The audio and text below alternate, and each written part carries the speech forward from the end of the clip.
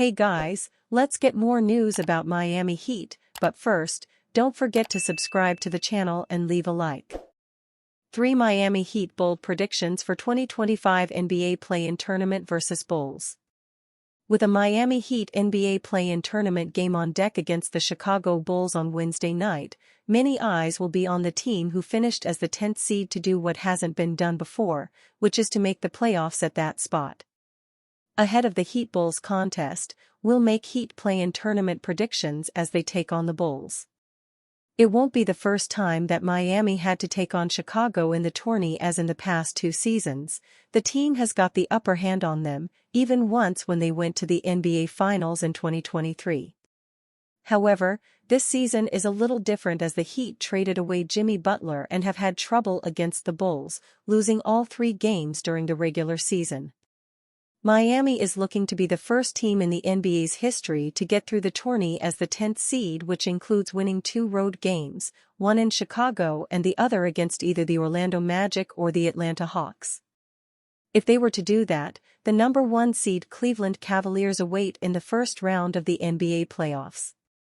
Before that though, the Heat have to focus on the pesky Bulls who have given them problems all year, as here are our Heat Play-In Tournament predictions. Looking at the struggles against the Bulls, the finger shouldn't be pointed at Heat star Tyler Herro's late-game mistake like in the last matchup, but slowing down the game will be crucial. This isn't a small sample size for Chicago as they are second in the NBA in terms of fastest pace compared to Miami, who is the 4th slowest team. In each of the 3 outings the 2 teams had, Chicago played on their terms, resulting in victories and even twice taking control of the game after Miami had double-digit leads. After the Heat lost to the Washington Wizards in the regular season finale, head coach Erik Spoelstra spoke about the mindset heading into the play-in game against a fast team like the Bulls. "I think it was good, the last 2 games New Orleans, and even tonight, just teams that push it really fast," Spoelstra said. "It's a synapse that we have to have on Wednesday night to get on to the next possession and have that mental toughness to do that for 48 minutes every single possession. We've had several possessions in the Chicago series where we've had shots in the paint, even several made shots that they've run out and scored within 4 seconds. In possession games, that can be the difference. And I felt like in the last game, they're 27-28 in transition to our 15. That was the game. A lot of other things that we can look at, but that separator, if they can get 12 to 15 extra relief points, that's tough to overcome, particularly in a 1-game setting." With that being said, Wednesday will be the contest. Miami figures out Chicago and slows the game down to their liking after 3 games of falling victim to it. While the Heat will look to slow down the Bulls' pace in the play-in tournament game, a huge part of that is also maintaining the team's top stars. Looking at their roster, there's no doubt that players like Kobe White, Nikola Vucevic, Matisse Buzelis, and Kevin Huerter come to mind, but the one that has hurt Miami the most this season has been Josh Giddey. How good has Giddey been against the Heat? He's averaged a triple-double with 26 points, 10.3 rebounds, and 10 assists per game while shooting 58.3% from the field and 53.3% from deep. Coming off an underwhelming last season with the Oklahoma City Thunder, he's made an immediate impact with the Bulls. However, expect Miami to throw their toughest defenders on him to keep him off base, which will be mandatory as his play leads to the efficiency of the fast-paced play. Even looking at last Wednesday against Chicago, the opponent scored 25 points on fast break, something that even Herro said one team can't really prepare for it. "You can't really prepare for it," Herro said. "We talked about it all morning and you don't really feel it until you get into the game and how fast they get that ball out after makes and misses, just getting the ball up the floor. With the amount of film on tape, it won't be easy to outcoach Spoelstra and the Heat a 4th time around." Southeast notes: Heat, Wizards, Magic, play-in, Nance. There are a lot of moves the Heat, who face the Bulls in the play-in tournament on Wednesday, need to make to become true contenders again, says Barry Jackson of the Miami Herald. Not only do the Heat need to add an elite scorer, Jackson writes, they also need an elite shot creator and a better floor leader to prevent the late-game slides that plagued the team this season. However, the pairing of Bam Adebayo and Kal-El were worked well and should be the team's power duo going forward, according to Jackson, who adds that they also have a solid second unit to bring back next season.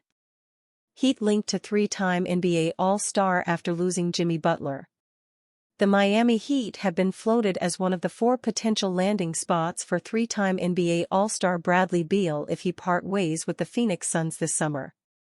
John Gambadoro, the longtime sports radio talk show host of Arizona Sports 98.7 FM Phoenix, said that there's a 0% chance that Bradley Beal comes back to the Suns next season. And I truly believe that, you know me, if I go out on a limb, on something I'm probably doing it for a reason, Gambadoro said on Burns and Gambo show on Saturday, April 13. I don't see a scenario in which Bradley Beal can come back. Beal has 2 years and $111 million remaining in his 5-year, $251 million contract. The Suns tried to trade him this season to land Jimmy Butler, but Beal has a no-trade clause. Ultimately, the Heat relented to trading Butler to the Golden State Warriors. I don't believe you could trade Beal, Gambadoro added. I think you go to the offseason and you try before to agree to any type of buyout or anything like that. However, buying him out is easier said than done because of the large money owed to him. But if and when the Suns find a way to get rid of Beal, he's still a former 3-time NBA All-Star guard who just didn't fit next to 2 ball-dominant stars in Phoenix.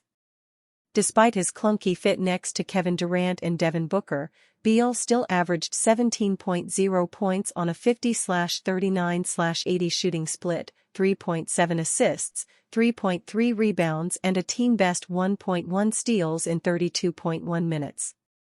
I'll take that guy for $15 million, Gambadoro said.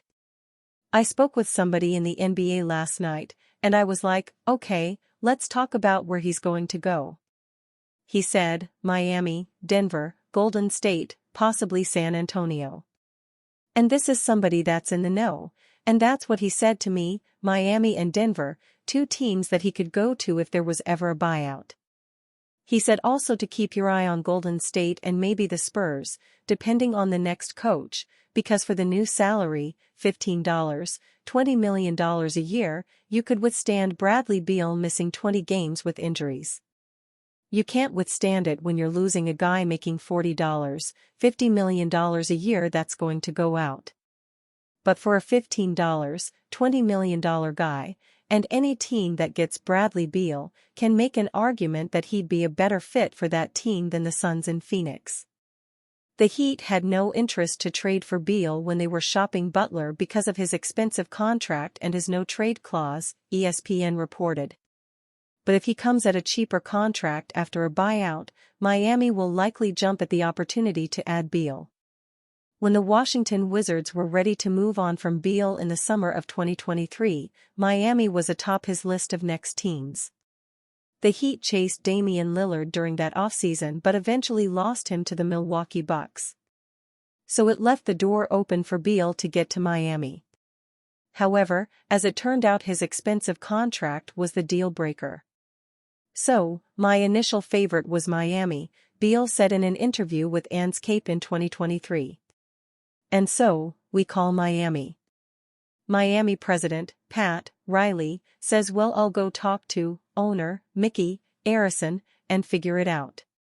So he goes, talks to Mickey, we go, we hear back, New York, Knicks, Sacramento, Brooklyn a little bit, and then it was Milwaukee and it was one more big team.